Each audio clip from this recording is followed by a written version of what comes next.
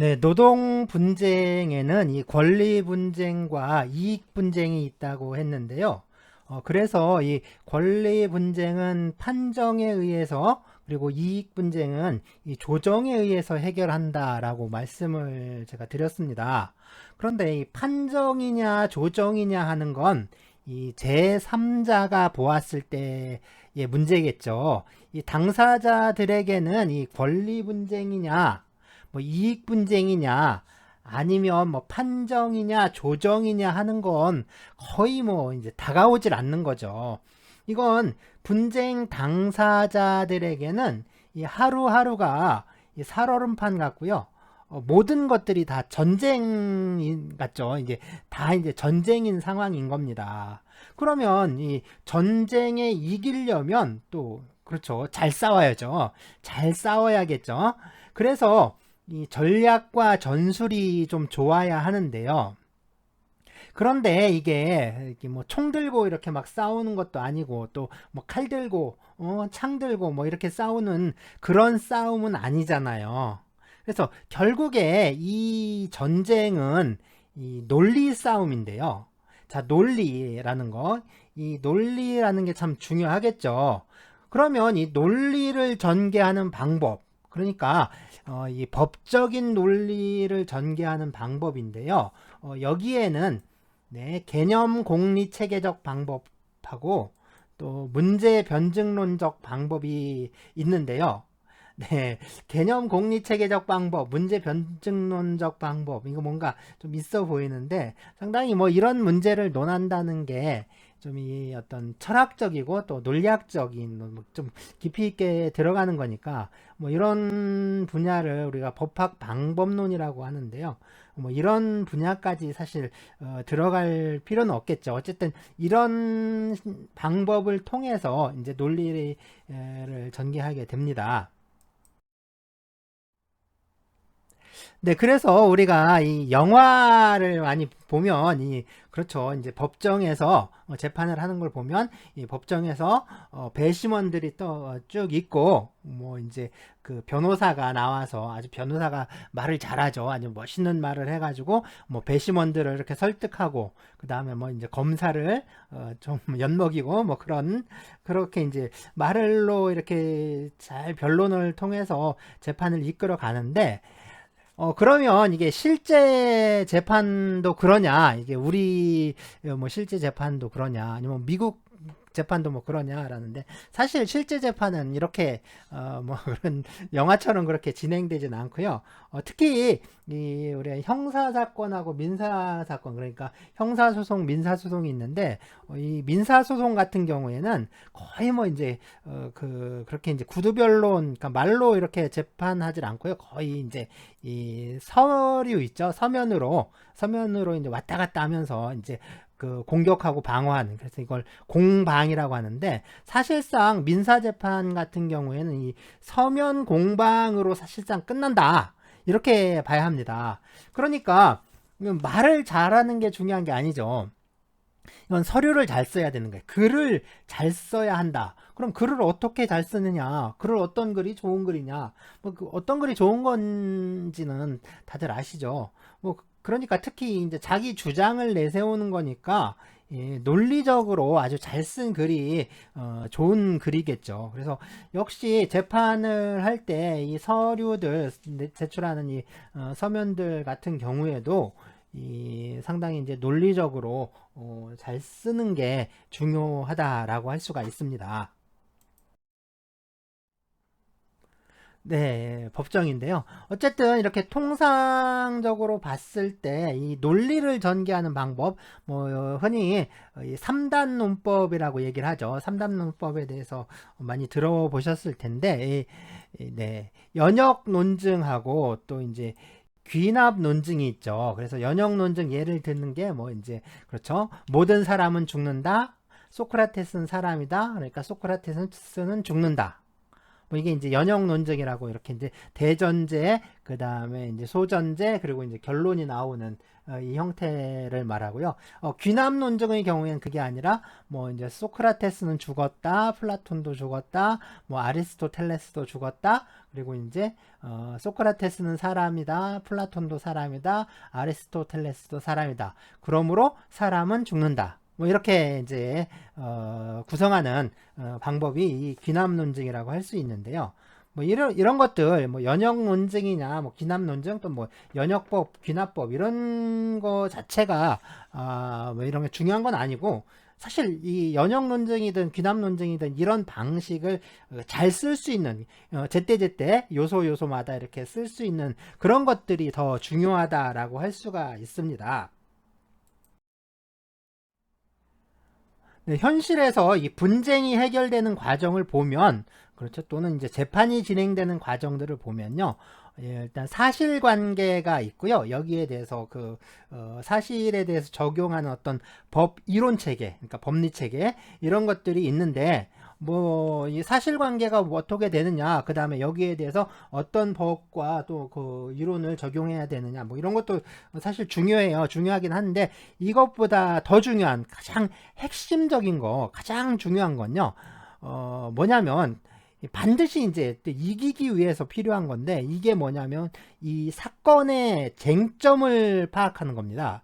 그러니까 쟁점을 정확하게 이제 파악하고 그것을 이제 재판이 끝날 때까지 그 쟁점을 꽉 쥐고 있어야 돼요. 그래서 이걸 놓지 않는 거, 이런 것들이 좀 중요한데, 사실상 어떤 사람이든 또 어떤 논리든 간에 이게 허점이 있을 수밖에 없는 거죠. 그래서 사람이 하는 일이라는 게 다 그렇습니다. 100% 완벽한 일이란 건 있을 수가 없죠. 그래서 이 사건 있죠. 그러니까 이제 분쟁을 하고 또 서로 공격하고 방어하는 그런 것들을 잘 들여다보면 사실 비유를 하자면 그런 거예요. 이 송곳 있죠. 송곳의 끝하고 같은 거죠. 그러니까 송곳의 끝을 보면 아주 뾰족하고 아주 가늘게 되어 있잖아요. 그런데 이 송곳의 끝이 아무리 가늘고 그리고 뾰족해서 그 끝이 약해 보이더라도 이 송곳 끝이 조금이라도 들어오면 그 다음엔 구멍이 뚫려 버린다는 거예요. 그러니까 구멍이 뚫리면 그 다음에는 어떻게 되죠? 댐이 무너져 버립니다. 아무리 이 댐이 있죠. 댐물이 아무리 크고 아무리 뭐 거대하고 아주 막중한 그런 댐도 사실은 조그맣게 뚫린 구멍 하나 때문에 무너지게 되는 거거든요. 그러니까 우리가 이제 방어를 한다라는 건 결국에 뭐냐면 이 아주 날카롭고 가늘고 뾰족한 그 송곳을 그걸 막아내는 거예요.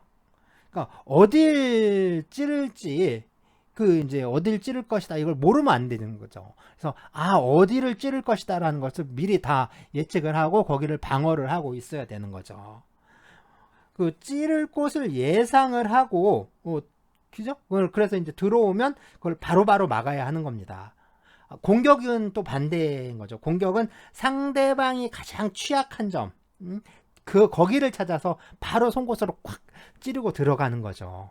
바로 이게 이제 그 논리 싸움의 핵심입니다. 그래서 송곳 같은 거예요. 송곳 같은 거.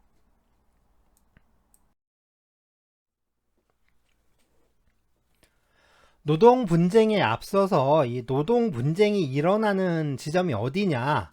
어디냐 한다면 결국은 이 노동 관계에서 발생한다라는 거예요. 그러니까 이 노동 분쟁을 좀 살피려면 이 노동 관계에 대해서 먼저 살펴봐야 하잖아요. 그래서 첫 수업에서 이 노동 관계는 첫째 이 법률 관계, 그리고 둘째 계약 관계, 셋째 계급 관계라고 말을 했었는데요. 이 중에 우리가 좀 관심을 기울여서 깊이 있게 다루어야 하는 게 결국은 이 계약 관계라고 할 수가 있습니다. 그러니까 이 노동 관계를 형성하는 법률적 원인은 결국에 계약인데요. 그러니까 노동 계약이죠. 그러니까 이 노동 계약을 중심으로 고찰을 해야겠죠. 그러면 이 계약은 뭐고 또 노동 계약은 또 뭐냐? 이 문제인데요. 우리가 계약이라고 하면 또 이제 노동 계약이라고 하면 머릿속에 그러니까 무언가 좀 어떤 상이 떠오르잖아요. 그러니까 이렇게 이제 코끼리라고 하면 네, 코끼리 아시죠? 코끼리를 네, 이제 본 적이 있으니까 코끼리에 대한 어떤 구체적인 상이 머릿속에 떠오르게 됩니다. 또 뭐 이제 캥거루라든가 코알라, 타조, 뭐 또는 공룡, 또 맘모스. 요즘은 또 맘모스가 아니라 메머드라고 하죠. 전에는 이제 맘모스 이렇게 했었죠. 그래서 청량리인가요? 청량리역 앞에 큰 백화점이 있었는데 아마 그게 맘모스 백화점이었죠. 자, 그리고 이 또 버스나 뭐 기차, 비행기, 의자, 식탁, 가방 뭐 이렇게 머릿속에 이제 구체적으로 상이 그려지는 것들이 있는데요. 자, 이런 것들을 구상이라고 합니다. 그러니까 구체적으로 상이 그려진다라는 뜻이죠. 이 상자가 코끼리 상자를 써요. 자, 그렇다면 이 사랑은 어떤가요? 사랑 또는 뭐 믿음, 증오, 슬픔, 애절함, 동정, 연민 뭐 이런 것들은 코끼리나 어떤 코알라처럼 구체적인 상이 그려지는 건 아니지만 그죠? 무언가 느낌이 오잖아요. 막연하긴 하지만 머릿속에 무언가 떠오르긴 해요. 그래서 뭐 논리, 분석, 해석, 협동, 갈등, 친밀함, 절대성, 상대성, 법칙, 불문율, 문화, 사회, 인플레이션, 공황 뭐 어떤가요? 역시 그렇잖아요. 뭐 코끼리나 코알라처럼 이게 구체적으로 그려지는 건 아니어도 뭔가 그죠? 뭔가 머릿속에 이렇게 뭔가 떠오르는 게 있죠. 자, 그렇다면 이 계약이라고 하면 뭐가 떠오르시죠? 그러니까 뭐라고 금방 말로 표현하긴 좀 어려워도 뭔가가 떠오르기는 합니다. 이게 좀 안 떠오른다 하면 그게 좀 이상한 거죠. 자, 의식이 있는 사람이라면 누구나 또 어떤 형태로든지 그러니까 무언가가 떠오르게 되어 있어요. 그런데 안 떠오른다? 그러면 이제 둘 중에 하나인 거죠. 그냥 자고 있거나 아니면 딴 생각하고 있거나. 그렇죠? 그게 아니라면 무언가가 떠오르게 되는데요. 이 머릿속에 떠오르는 이것을 개념이라고 합니다.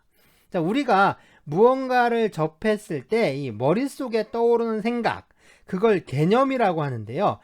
이 개념이란 게 이게 법학을 다룰 때 이게 상당히 좀 중요한 위치를 차지하고 있어요. 그래서 그런데 일단 이제 이 개념이 머릿속에 떠오르는 것이다라고 했을 때 이 개념은 사람마다 다 다르죠. 이게 다를 수밖에 없는 거죠. 이게 당연한 거잖아요. 그러니까 사람마다 살아온 날들이 다르고 또 살아온 방식이 다르고 또 살면서 경험하고 학습하고 습득한 것들이 다 다르니까 또 무엇보다도 사람마다 생각하는 게 다르니까 다 다를 수밖에 없습니다.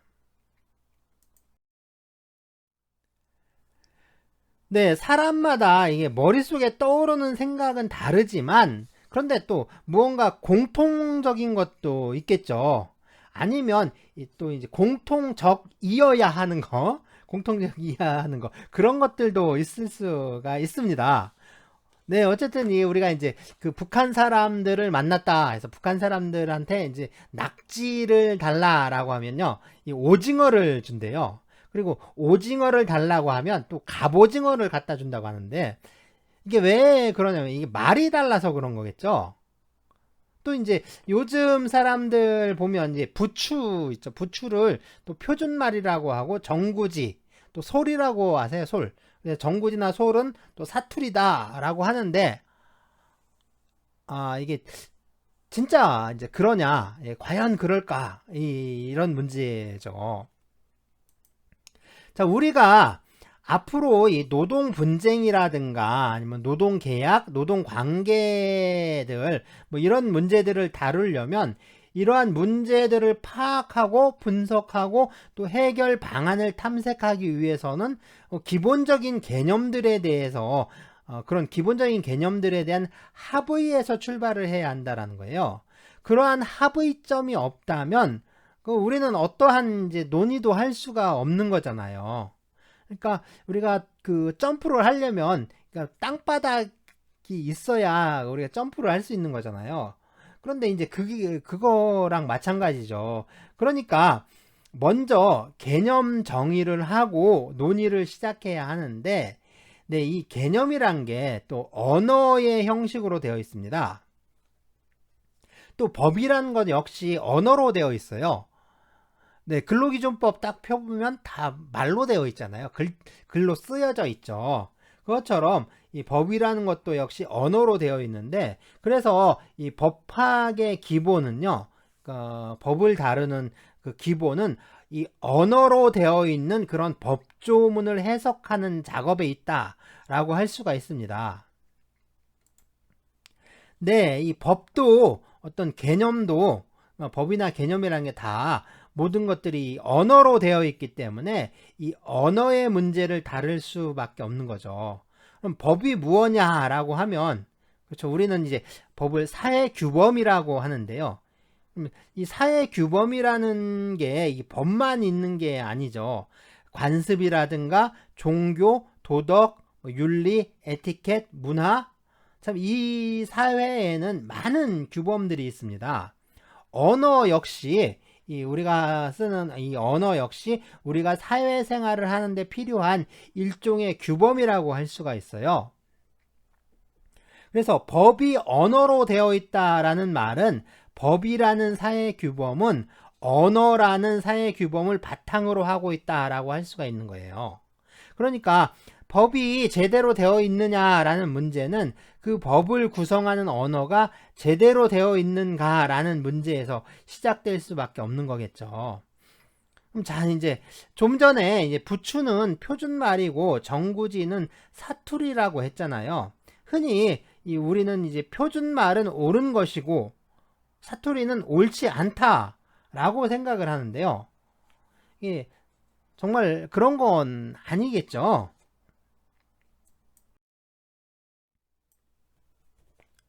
우리나라의 현재 이 표준말 규정에 의하면 이 표준말은 이 교양 있는 사람들이 두루 쓰는 현대 서울말로 정함을 원칙으로 한다라고 하는데요. 이 규정은 표준말의 사회적, 시대적, 또 지역적 기준을 제시한 것이라고 합니다. 그러면 네, 이 교양 있는 사람은 누구냐? 자, 그러면 이렇게 또 설명을 합니다. 표준어는 교양 있는 사람들이 쓰는 언어여야 한다. 교양이란 학문, 지식, 사회생활을 바탕으로 이루어지는 품위를 뜻하므로 교양 있는 사람이란 사회적 품위를 갖춘 사람을 말한다. 물론 교양 있는 사람이라도 비어, 속어, 은어 등을 쓸 수는 있으므로 표준어의 사회적 기준은 상당히 느슨하다고 할 수 있다. 그러나 비어, 속어, 은어 등은 표준어이기는 하되 언어 예절에 어긋난 말들이므로 교양 있는 사람이라면 사용을 자제하여야 하는 말들이다 라고 또 설명을 하고 있습니다. 네, 그리고 또 다른 기준들이 있죠. 그래서 시대적 기준은 이 현대의 언어이어야 한다. 네, 그리고 지역적 기준으로는 서울말이어야 한다라고 합니다. 그러면 이 서울말이 뭐냐?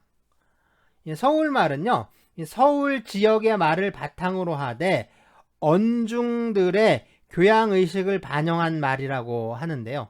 언중들의 이 교양의식을 반영한 말이다. 네, 언중. 뭘까요? 언중. 네, 이 언중은 같은 언어를 사용하면서 공동생활을 하는 언어사회 안의 대중이라는 뜻이고요. 비슷한 말로는 말무리가 있다고 합니다. 네, 혹시 들어보셨어요? 언중이나 말무리라는 말 들어보셨는지, 거의 이제 못 들어보셨을 것 같아요. 사실 이게 국어학자들의 논문 말고는 이게 참 별로 그렇게 많이 쓰는 말은 아닙니다. 자, 그러면 표준말이 꼭 서울말이어야 하느냐? 그건 또 아니라고 하는데요. 이게 지방말이라도 이게 전국적으로 많이 쓰이면 이게 표준말이 된다고 하는데, 뭐 대표적인 게 이 멍게와 우렁생이가 있다고 합니다. 원래 이 서울말이 우렁생이였어요. 우렁생이. 그러니까 우렁생이가 표준말이었는데 이 멍게라는 지방말이 더 많이 쓰이니까 멍게가 표준말이 됐다라고 합니다. 그런데 그냥 이게 특이한 사례에 불과하고요. 대부분은 이 서울말이 표준말로 되어 있습니다. 그래서 그럼 그게 뭐가 문제냐라는 건데, 이렇게 이제 표준말이 이게 서울 사람들의 인식을 반영해서 결정되다 보니까 사실상 어떻게 보면 이게 우리말이 갖고 있는 어떤 다양성, 그러니까 우리 문화의 다양성을 좀 해치는 그런 사례들이 적지 않게 발견이 되는데요. 일단 네, 부추와 정구지 얘기를 했었잖아요. 그러니까 부추와 정구지를 한번 보죠. 네, 그래서 이 부추는 서울말이고 표준말이고요. 정구지는 이게 이제 사투리라고 하는데요. 이게 전국적으로 보면 이게 부추보다 정구지라는 말이 훨씬 더 많은 지역에서 사용되고 있었습니다.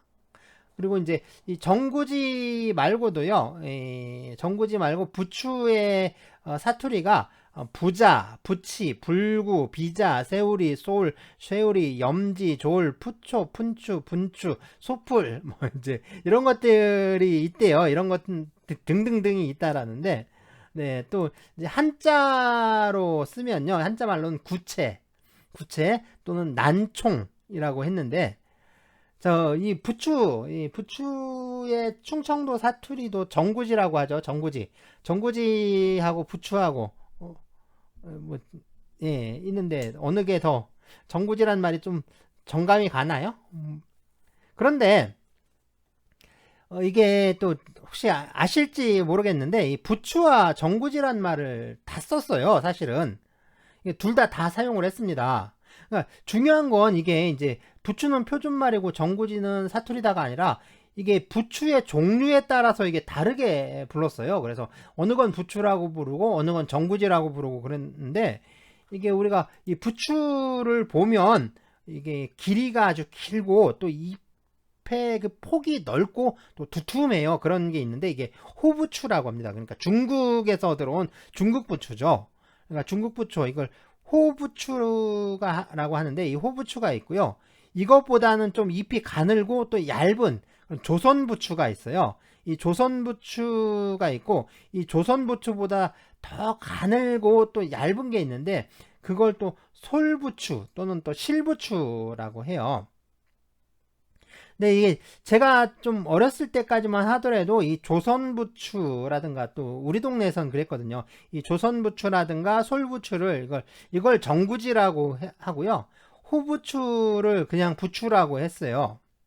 그러니까 우리 이제 한국 민족문화 대백과를 찾아보면요, 이 부추를 백합과에 속하는 다년생 초본 식물이다, 뭐 이렇게 정의하고 있고요. 또 이걸 솔 아니면 정구지라고도 한다라고 설명하고 있습니다.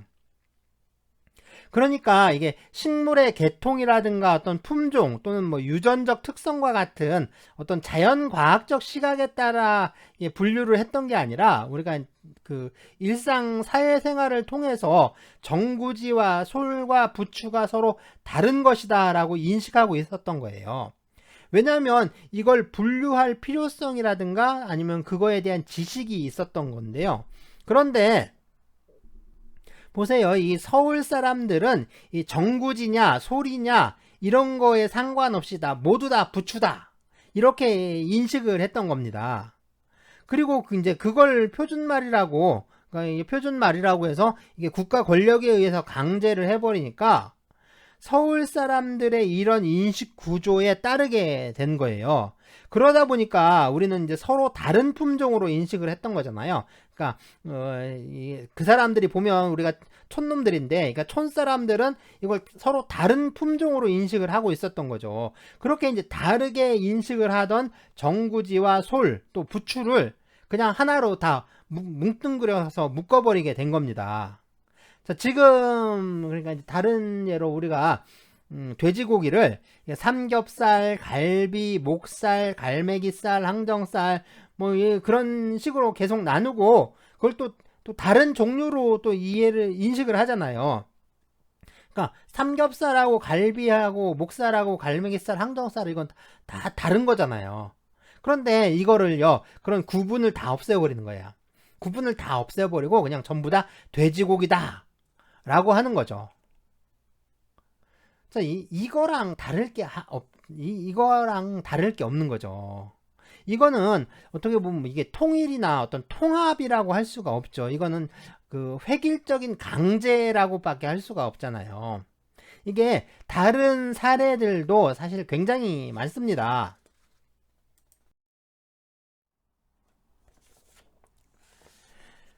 자, 보시면은 요즘 아주 이 미혼이라는 말 대신에 계속해서 뭐랄까 비혼이라는 말을 쓰자 또 이제 많이 쓰고 있기도 한데요. 이게 특히 이 뭐 서울시 여성가족재단에서 전에 이 성차별 언어를 이 성평등 언어로 좀 바꾸자라고 하면서 캠페인을 벌여가지고 특히 이제 그 사회적 영향력이 높기 때문에 좀 우선적으로 좀 확산시켜서 이제 개선할 단어 막 그걸 10개를 발표를 했습니다. 10개를 발표했는데 그 중에 하나가 바로 이 미혼이거든요. 미혼을 비혼으로 바꿔야 한다 했고요. 그 다음에 또 나왔던 게 뭐 자궁을 포궁으로 바꿔야 한다. 뭐 폐경을 완경으로 바꿔야 한다. 뭐 이런 얘기들을 했었는데, 자, 그러면 이 비혼이라는 말 있죠. 이 비혼이라는 말을 좀 보면 이게 좀 그래요. 아마 그 지금 친구들은 잘 모르겠는데 한 저희 때, 그러니까 아마 젊게 잡아도 한 40대 연배까지는 이 비혼이라는 말이 좀 상당히 안 좋은 의미로 쓰이는 말이라는 것을 좀 알 수가 있습니다. 이게 무슨 의미가 있냐면,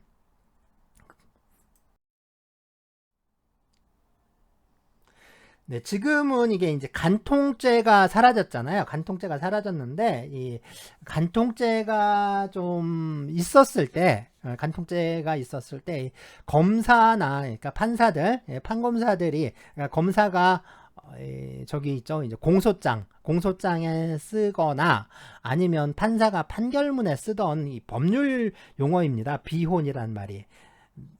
그래서, 보시면은, 네, 이렇게 부부가 있다고 합시다. 뭐 이제 오른쪽이 남편이고 뭐 왼쪽이 아내일 수도 있고 반대로 아내가 왼쪽 뭐 그 남편이 오른쪽일 수도 있는데 어쨌든 부부 그러니까 서로 이제 부부 생활을 하는 남편과 아내 배우자 간 관계죠. 그래서 이 남자와 여자 뭐 이 사람들은 어쩌면 이 남자와 여자가 혼인을 하는 거 그것도 하나의 편견이다라고 할 수 있는데 어쨌든 지금 현재까지는 그렇죠. 혼인을 할 수 있는 것은 남자와 여자를 이제 중심으로 하니까 어쨌든 뭐 이제 그래서 혼인을 했다고 합시다. 그럼 이제 부부 관계가 되는데 이 부부 관계에선 서로 지켜야 할 것들이 있죠. 그래서 이제 서로 간에 어떤 권리도 있지만 지켜야 할 의무도 있고 당연히 그 다른 사람한테 이 한눈을 팔아서는 안 되겠죠. 그래서 이제 남자라면 다른 여자한테 아니 다른 남자한테 한눈을 팔아서도 안 되는 거죠. 어쨌든 자기 배우자 이외에 다른 사람한테 이렇게 좀 그렇게 하면 안 되는데 그런데 이렇게 이제 그 다른 사람이 있어요. 그러니까 이 부부관계 바깥에 있는 타인인 거죠. 근데 이 사람하고 그렇죠. 이제 그 하면 안 되는 거잖아요. 하면 안 되는데 이제 하게 되면 어떻게 되죠? 하게 되면 이렇게 되는 거죠. 그래서 이 한 사람은 이제 간통범이 되고 그 상대방은 이제 상간자가 되는 거죠. 그래서 이게 간통범에게는 간통죄를 지은 간통범에게는 배우자가 있는 거고, 그렇죠? 그리고 이 상대방 그러니까 간통의 상대방인 이 상간자는 이 배우자가 있든 없든 그건 상관이 없습니다. 전에는 이게 남녀 관계여야 했는데 뭐 어떻게 지금 상황이라면 지금 세상이라면 꼭 이게 그 남녀 관계일 필요도 없는 거겠죠. 네, 그렇죠. 그래서 이제 요런 관계에 있을 때, 네, 요 이제 간통범과 이 상간자, 간통범과 상간자 사이에 이 관계를 부르는 말이 비혼입니다. 그러니까 이게 좋은 말이 아니죠. 이게 좋은 말이 아닙니다. 좋은 말이 아닌데 이게 좀 그렇죠. 물론 이제 간통죄가 사라졌어요. 간통죄가 사라졌으니까 이 비혼이라는 말도 사라졌느냐? 간통죄가 사라지니까 이거를 이 법률 용어를 다른 데 갖다 쓰는 겁니다. 다른 데 갖다 써서 혼인하지 않은 사람, 뭐 혼인하지 않았다 이런 것 의미로 사용하는데 사실상 간통죄가 사라졌다라고 해서 이 간통이라는 사회 현상이 사라진 게 아니죠. 간통을 이제 법으로, 그러니까 형법 규정에 의해서 처벌하지 못할 뿐이지 간통죄가 어떤 그 불법적인 행위인 건 맞아요. 이건 법적으로 불법은 맞습니다. 다만 이게 형사처벌하지 못할 뿐이죠. 이거는 그러니까 민사상 손해배상의 대상이 되고요. 그 다음에 그 이혼 사유가 되는 거죠. 이혼 사유가 될 수가 있습니다. 당연히 그런데 그런 관계에서 쓰는 그런 간통한 사람끼리 그 관계를 부르는 말이니 비혼이라는 말을 혼인을 하지 않았다 또는 뭐 혼인을 하지 않겠다라는 의미로 이런 불륜을 의미하는 이 비혼이라는 말을 꼭 써야 하느냐라는 겁니다. 그런 사람도 있어요. 저기 오세라비 씨라고 있는데 뭐 물론 본명은 아닙니다. 근데 뭐 이제 좀 조금 SNS나 뭐 이런 쪽에서 유명한 사람인데 이 오세라비는 라는 참 뭐랄까 참 웃기는 아줌마인데 이 아줌마는 그래 이 비혼이란 말이 비법률혼의 어떤 일본식, 그러니까 일본에서 비법률혼을 줄여서 비혼이라고 했다. 라는 뭐 이상한 소리를 또 하고 다녀요. 비법률혼이라는 개념은 없습니다. 뭐냐면 법률혼이라는 개념은 있죠. 그럼 법률혼이 아닌 혼인은 뭐냐? 그건 사실혼이에요. 사실혼. 비법률혼이라는 개념이 없는데 그 사람도 참 한심한 거죠. 그러니까 뭐 이상한 얘기들을 그렇게 하고 있어요. 그래서 비혼이란 말 뜻은 그거예요. 그런데 문제는 이게 좀 다른 데에 있습니다. 이 비혼이란 말이 자꾸 퍼지는 것에서 나타난 문제점이 좀 다른 데 있는데요. 자, 우리 비자 있죠. 이 비자, 뭐 아닐 비자라고 하는데 이 비자의 원래 의미는 아니다라는 뜻이 아니고요. 이게 뭐냐면 이 새 있죠. 새가 날아갈 때 날개를 쫙 펴잖아요. 그것처럼 새의 두 날개를 본뜬 글자입니다. 그래서 이거 원래는 날다라는 뜻이에요. 새가 날다라는 뜻인데 이 새가 날다라는 뜻이 이게 날 비자가 생겼잖아요. 이 날 비자가 생기니까 이 비라는 글자가 이제 다른 의미로 쓰이게 되는데 이 다른 의미가 뭐냐면 결국에 등지다, 등지다 또는 배반하다 뭐 이런 뜻으로 바뀐 거예요. 그러니까 이건 아니다란 뜻보다 이렇게 상대방하고 이렇게 갈라서는 거 있죠. 갈랐을 때 등지다라고 하잖아요. 등지다 또는 상대방을 이렇게 배반하다. 뭐 이제 그런 의미인 거죠. 그런 의미니까 사실 이 비라는 거는 그러니까 이제 그르다, 틀렸다, 그르다, 또 옳지 않다라는 뜻이 돼버린 겁니다. 그래서 이 비라는 글자는요, 이게 단순히 아니다라는 뜻이 아니라 올바르지 않기 때문에 아닌 거죠. 그래서 이 비라는 글자를 붙여서 단어를 만들 때는 올바르지 않기 때문에 아니다라고 하는 의미로 사용하는 겁니다. 그래서 뭐 비위라든가 비위, 그 다음에 비리 이런 것들 그런 거죠. 그리고 비혼 하는데 원래 의미의 비혼이 있죠. 강간범하고 상간자 사이의 관계를 의미하는 그 비혼이라는 그것도 옳지 않다라는 의미가 있는 거잖아요. 그렇기 때문에 그걸 비혼이라고 했던 거죠. 이렇게 모든 그 사람들의 윤리 감정이라든가 어떤 법 감정에 비추어 보았을 때 어떤 부정적인 가치 평가가 내려지는 경우에, 그런 경우에 이 B라는 것을 붙일 수가 있는 겁니다. 그러니까 이 B자를 붙이는 순간 이건 그 논리적으로 그냥 단순 부정이 아니라 그냥 no, not이 아니라 그것은 옳지 않다, 그것은 잘못됐다, 틀렸다 라는 어떤 불의, 부정, 그 낙인을 딱 찍어서 그걸 이제 부정해 버리는 거죠. 그런 의미가 있습니다. 그러니까 B는, 이 B자는 이 아니다, 안 했다, 안 한다 라는 뜻이 아니에요. 이건 잘못되었다라는 뜻입니다. 잘못되었다라는 뜻인 거예요. 해야 하는데 안 해서 이건 그릇됐다, 또는 하지 말아야 할 짓을 해서 잘못했다, 그런 가치 판단을 하는 거죠. 그래서 통상 아니다라는 뜻의 한자는요, 불자죠. 아니 불자, 그 다음에 안 한다, 하지 않겠다 하면 이 물, 가운데 있는 물, 또 그런 상태가 없다, 없다 하면 무, 그죠? 없을 무. 이렇게 다양하게 쓸 수가 있습니다. 그런데 뭐 이런 구분 없이 모두 그냥 B자 하나로 막 다 그냥 뭉뚱그려서 다 쓰고 있는 거예요. 이게 좀 문제가 있는 거죠. 네, 그래서 장애가 있는 사람을 우리가 장애인이라고 하는데요. 이 장애가 없는 사람을 또 비장애인이라고 요새 부릅니다. 근데 이 비장애인이라는 말을 그대로 옮겨보면요. 그러니까 번역을 해보면 장애가 없는 사람이란 뜻이 아니죠. 그러니까 장애가 아닌 사람이란 뜻이 돼버립니다. 장애가 아닌 사람. 도대체 이게 뭔 뜻일까요, 이거? 그러니까 장애인이 아닌 사람이라고 하려면 비장애인이라고 해야 되는, 뭐 이상한 말이 또 만들어지는 거죠.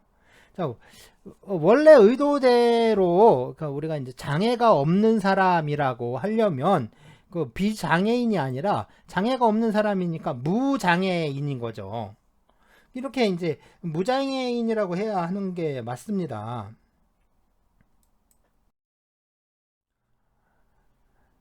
이 비혼도 마찬가지인데요. 이 비혼은 혼인을 안 했다 또는 안 하겠다라는 뜻이 아닌 거죠. 이건 혼인이 아니다라는 뜻이 됩니다. 그러니까 이 혼인을 안 하겠다라는 어떤 뭐 이게 나의 어떤 의지를 담은 그런 부정이 있죠. 이런 의미를 만들어낼 수가 없어요. 그냥 아니라는 거죠. 아니라는 낫이라는 의미인데, 더군다나 이제 이 윤리적으로 올바르지 않다라는 뜻이 담긴 그런 부정인데, 여기에서 안 했다, 안 하겠다라는 말이 어떻게 나올 수 있는지 참 의문입니다. 그래서 단순하게 이 혼인을 하지 않은 상태를 말한다라고 하면 이때는 불혼이라고 진짜 하든지, 불혼, 그죠? 혼인을 하지 않겠다 라는 그런 의지를 표현을 한다면 이때는 네, 물혼이라고 하는 게 말뜻에 맞아요. 이게 말뜻에 맞습니다. 그런데 이 서울시 여성가족재단에서 이 미혼이라는 말이 이게 아직 결혼하지 않음 또는 그런 사람을 뜻하는데, 이 결혼을 못한 게 아니라 안 한 것이기 때문에, 그러니까 이거 미혼이란 말은 결혼을 못했다라는 뜻이라는 거예요. 그리고 그런데 이제 자기네들은 혼인을 못한 게 아니라 안 한 거기 때문에, 그렇기 때문에 이 결혼을 하지 않은 상태라는 의미가 명확하게 나타나도록 이 비혼이라는 용어를 사용해야 한다라고 주장을 합니다. 결혼하지 않은 상태가 명확하게 드러나는 거는 그 전에 쓰던 말이 독신이에요. 독신이라는 말이 있는데 왜 그거를 굳이 잘 쓰던 말을 없애고 뭐 이상한 이런 그것도 더 어떤 간통하던 놈들이나 붙이던 그런 말을 갖다가 결혼하지 않은 거다라고 이렇게 만들어 버리는지, 이게 좀 의아할 수밖에 없는 거죠. 이 사람들의 주장에서 우리 알 수가 있는 게 뭐냐면 이게 그 언어에 대한 무지입니다. 특히 이 한자에 대한 그 무식함, 어떤 무지들인데 이게 이제 그 미자 있죠. 이 미자 아니다, 안 했다 뜻인데 이게 또 아직 안 했다라는 뜻도 있어요. 아니다, 안 했다, 아직 안 했다라는 뜻, 뭐 이런 뜻들이 있습니다. 그렇지만 그 사람들이 이제 주장하는 것처럼 꼭 해야 하는데, 반드시 해야만 하는데, 하지 않았다. 그런 의미는 아니죠. 그렇게 강한 의미가 있는 건 아닙니다. 이러한 그렇게 이제 이 미자가 반드시 해야 하는데, 미혼이란 말이 반드시 혼인을 해야 하는데, 꼭 혼인을 해야 되는데, 안 한 거다. 못 한 거다. 뭐, 아직은 안 한 거다. 뭐, 이런 식으로 주장하는 건 뭐냐면, 이 미혼이라는 말을 그 배척하기 위해서, 이 아직이라는 의미를 좀 강조하고, 그걸 또 강화시킬 목적으로 조작한 겁니다. 의미를 조작한 거죠. 이건 사실상 그 조작된 어떤 정치적으로 조작된 그 의미라고 할 수가 있어요. 이 미라는 글자에는 아직이라는 의미가 있긴 해요. 아직이라는 의미가 있긴 하지만 이건 반드시 해야 한다라는 어떤 의지적인 의미까지 있는 건 아닙니다. 그렇게 말할 수는 없어요. 이 아직이라는 의미는 그러니까 장래에 일어날 수도 있는 그런 가능성을 뜻하는 겁니다. 그러니까 일어날 수도 있고 안 일어날 수도 있는 거죠.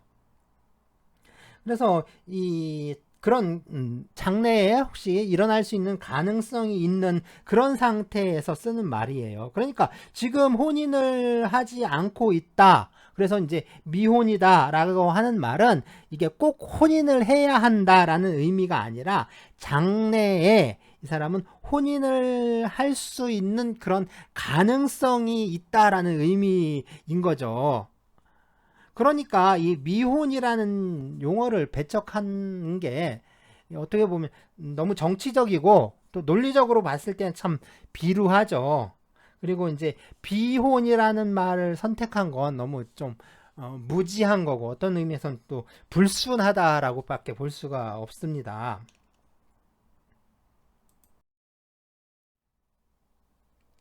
네, 그래서 이 비혼이라는 말뿐만 아니라 이 비라는 글자가 들어갔으니까 앞에 비자를 덧붙여서 만들어진 단어 뭐 이런 것들이 요새 부쩍 아주 이제 많아지고 있는데 사실 우리가 이 비라는 그 글자를 붙여서 만드는 말들은 좀 경계를 해야 할 필요가 있어요. 그래서 특히 이제 어느 것과 또 그것이 아닌 다른 것을 이렇게 나눌 때 쉽게 우리가 그 비라는 글자를 붙이는데요. 뭐 예를 들자면 저 사람한테 호감이 있어. 그럼 호감이라고 하는데 호감이 없는 건 비호감이라고 하잖아요. 비호감.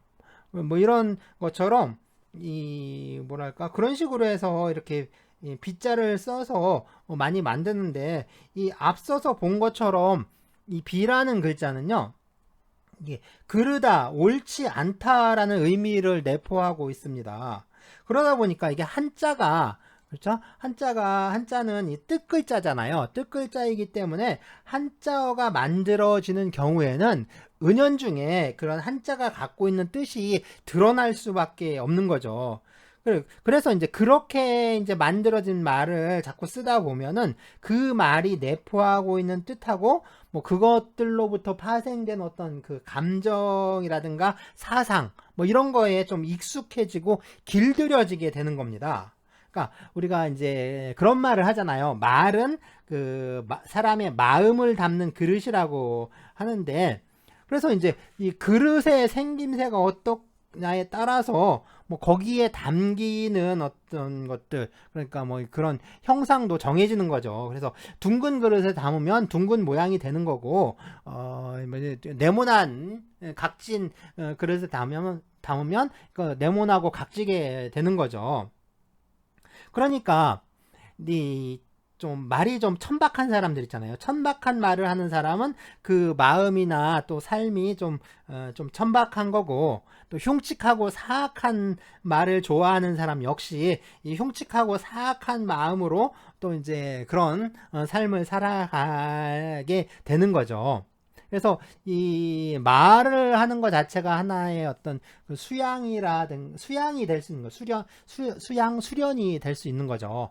그래서 이 선에서, 그러니까 이제 불가에서 이렇게 수행법 중에 하나가 이 무건수행이 있잖아요. 말을 이제 하지 않음으로써 어떤 그 하는 수행 방법도 있는데, 이 말을 어떻게 하느냐가 사실상 우리가 이 마음 공부, 또 뭐 사회생활 공부도 되는 거라고 할 수가 있습니다. 어쨌든 이 사람이 갖고 있는 그런 우리 사람들의 사상이라든가 또 이 어떤 지식, 또 그런 지식으로 통해서 이룩한 어떤 그 문명 체계, 이런 것들은 다 언어로 구성되어 있다라는 거예요.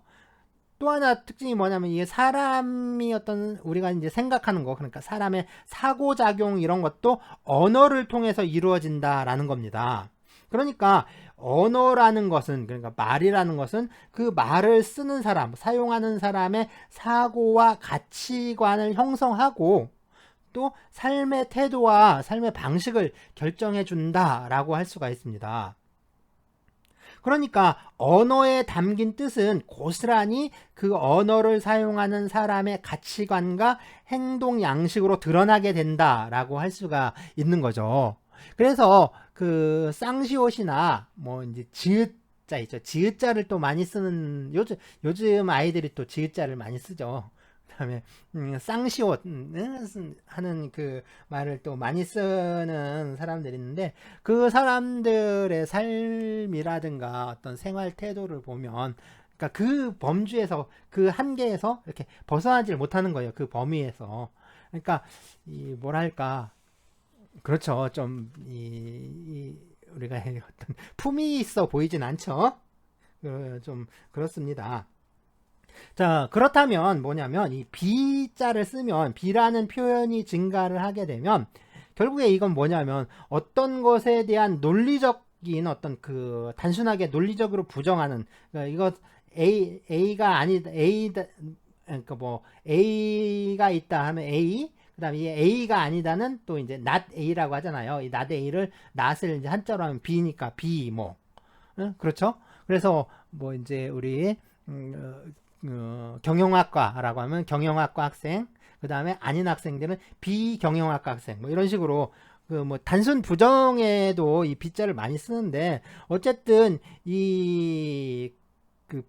이렇게 부정을 하게 되면 그 어떤 것은 이 옳지 않다라는 그 어떤 불의라는, 정의가 아닌 그 불의라는 가치 판단을 담아서 부정을 함으로 하는 거예요. 그러다 보니까 말하는 사람이 대상을 배척하는 경향이 많아지고 있다라는 것을 좀 시사를 하는 거죠.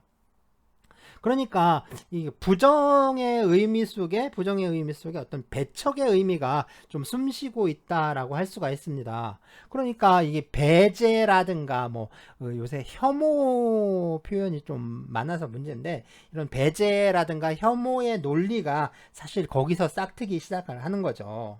그러니까 많은 글자 중에, 참 글자들도 많은데 거기 중에 왜 하필 비자가 이렇게 널리 쓰이게 됐는지, 그건 참 모르겠지만요. 이게 모르겠는데, 어쨌든 이게 이 지금 사회를 보면 우리가 배제와 혐오가 좀 만연해 있잖아요. 이런 그 혐오스러운 그 사회적 분위기가 사실 이런 이제 비라는 글자를 많이 사용함으로써 그렇게 될 거 아니냐 라고 생각을 합니다. 그래서 이게 뭐냐면 결국에 나는 옳은데 너는 틀렸어, 너는 틀렸어, 이런 가치 판단이 여기에 담겨 있는 거죠. 그러니까 이런 식으로 하는 게 뭐냐면, 결국에 이게 뭐냐면 사실은 그러니까 어떤 것과 다른 어떤 것 사이에는, 그러니까 수많은 다른 어떤 것들이 있어요.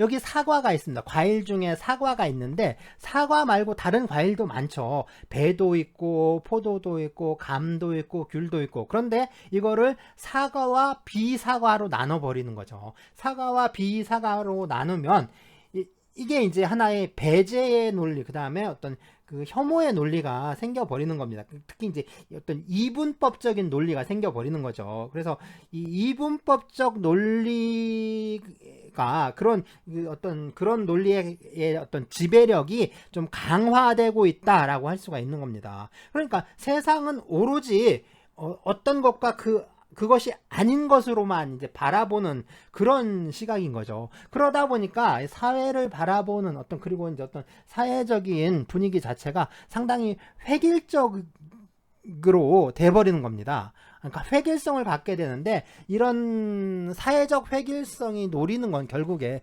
그거예요. 어떤 사회적인 서열이나 또 뭐 계급 같은 게 있죠. 사회적 계급 이런 것들, 그런 질서들을 좀 공고하게 만드는 기능을 합니다. 그러니까 이런 배제와 혐오의 논리가 다양성을 파괴를 하고 또 우리 사회를 좀 획일적으로 만들고 있고, 그러면서 또 어떤 수직적인 서열 구조를 자꾸 강화하고 있는 거죠. 그래서 사회적 다양성이 어떤 이 수평적인 사회를 자꾸 조장을 한다면, 반대로 이 획일성은 사회를 수직적으로 이제 서열화하고 있는 겁니다.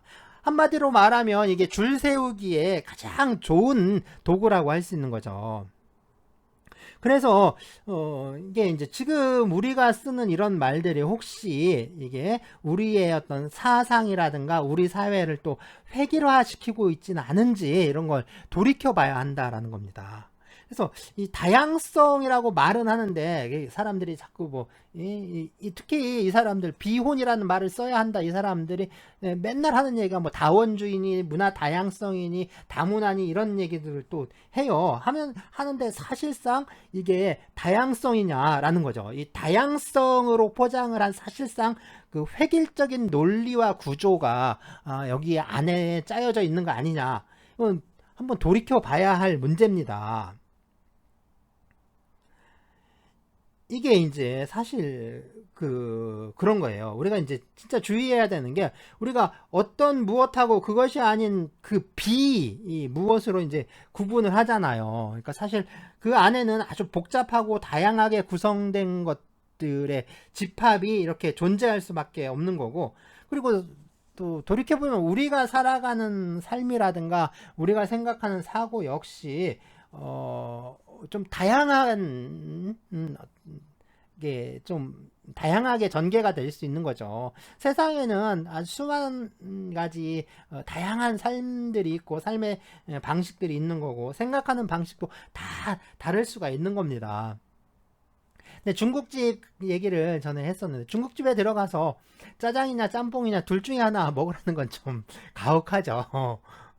그래서 저도 짜장 중에 뭐가 있고, 뭐 간짜장, 삼선짜장, 유니짜장, 사천짜장, 짬뽕도 굴짬뽕, 백짬뽕 뭐 있나요? 뭐 황제짬뽕, 볶음짬뽕, 뭐 나가사키 짬뽕, 뭐 쭉 여러 개 있다라고 했는데, 그것만 있는 게 아니죠. 볶음밥도 있고 또 이렇게 맨날 싼 것만 먹어서 갑자기 생각이 안 나네요.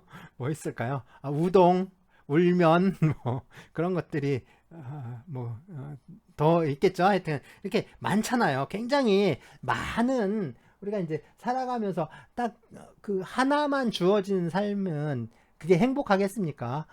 내가 물론 짜장을 좋아해서 계속 짜장을 먹겠다라고 하더라도 사실 다양한 그 수많은 것들 중에 내가 짜장을 골라서 먹어야 맛있는 거죠. 다른 것들은 나에게 주어지지 않고 그 하나만 계속 주어질 때, 이거는 내가 그걸 선택하는 게 아니죠.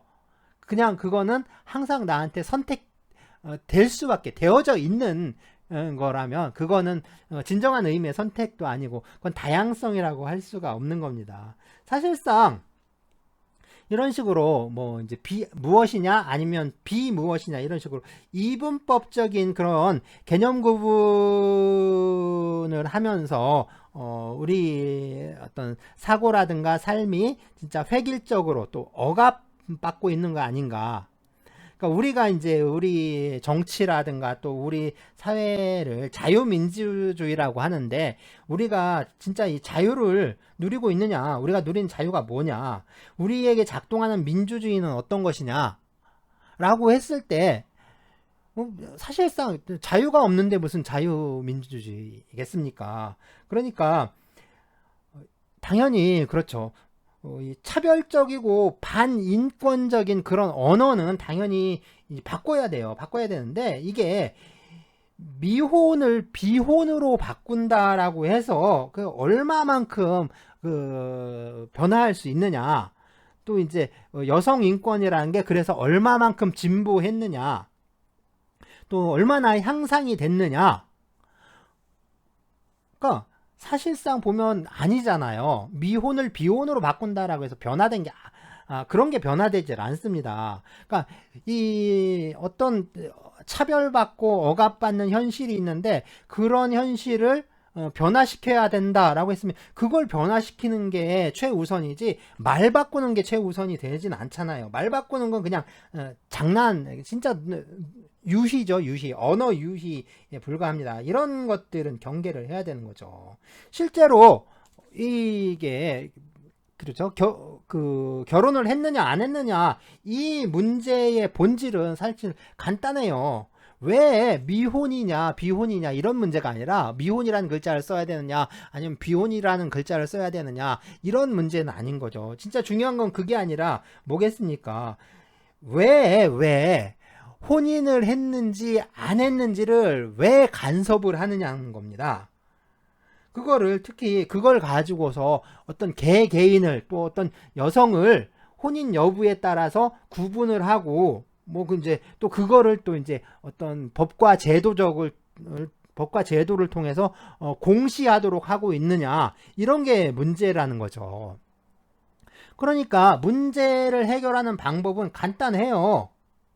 그러니까 이건 미혼이라는 의미가 나쁘다, 그래서 이제 비혼을 써야 된다, 사실상 불륜을 나타내는 법률 용어인데 그걸 갖다 쓰자라는 게 더 웃기는 얘기고, 실제 문제는 그겁니다. 혼인을 했는지 안 했는지 그거를 왜 관심을 자꾸 갖고 간섭을 하려고 하느냐, 그걸 안 하면 되는 거죠. 그걸 안 하면 아주 간단하게 풀리는 겁니다. 아니, 내가 혼인을 했든 안 했든 그걸 궁금해 할 필요가 없는 거죠. 물론 이제 나랑 혼인을 하고 싶어 하는, 나랑 사귀고 싶어 하는 사람이라면 궁금하겠지만, 그런 사람이 세상에, 이 지구상에 있을 리도 없겠지만, 만약에 혹시 있다면 그 사람은 물론 궁금하겠죠. 그런데 다른 사람들은 나한테 그걸 궁금해 할 필요가 없는 거잖아요. 그런데 보면 법과 제도에 의해서 혼인 여부를 이렇게 자꾸 공시하도록 알리도록 하고 있으니까 그게 문제라는 겁니다. 그러니까 그거를 없애버리면 아주 간단하게 해결되는 문제지, 그거를 미혼을 비혼으로 바꾼다고 해서 그 문제가 해결되는 건 아니라는 거죠. 더군다나 앞에서 계속 말씀드렸듯이 이게 간통범과 상간자 사이의 불륜관계를 지칭하던 그런 법률 용어이고, 그러니까 미혼 대신 비혼이라는 말을 써서 붙이면 이 혼인하지 않은 사람들에 대한 모욕인 거죠. 너는 간통범이야 라는 말밖에 더 안 되는 거잖아요. 그러니까 이건 좀 상당히 문제가 있는 표현이라고 할 수가 있습니다.